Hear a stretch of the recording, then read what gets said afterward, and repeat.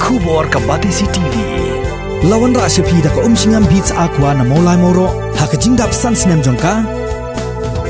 Rengkat ka 3 Olives Restaurant M Crown Hotel Kendailat Shillong bat ka Orange Nissan Loan Swap Ho Shillong. One bantiet ya ka kali Datsun Ready Go bathamai ka bas bat bidor.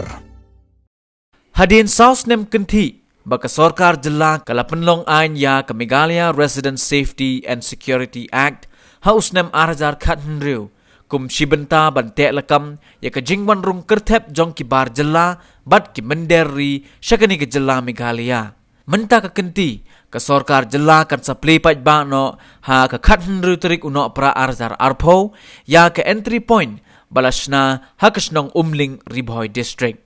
Yakani la pentip daw menteri rang ba jong ka Sarkar Jilla u Konrad Sangma haba yakren bat kilat pathai khubor ha ka khandai tarik uno pra arjar arpho hadin ka jing yakendo ya ulat ka Jilla u Satya Pal Malik ban yakren halor ka jing ai jing menjurno ya ka Meghalaya Resident Safety and Security Amendment Bill arjar arpho bat halor ka jing bot din ya ka jing dawa inalign permit na ka Sarkar India ya ka ba ulat ka Jilla ula penpau ba ulong uba kaloy banlej pensngo yakani ka jingdawa shakitandong skor jong ka Sarkar India. The Umling entry point will be inaugurated on the 16th of December. I'll be going myself to inaugurate it, and as we are going to start the tourism from 21st, so it will be activated by then. So that is the latest. At the same time, for the tourism, when we start on 21st, I'm also happy to inform all of you that the first flight from Delhi to Shillong will also start on the 21st.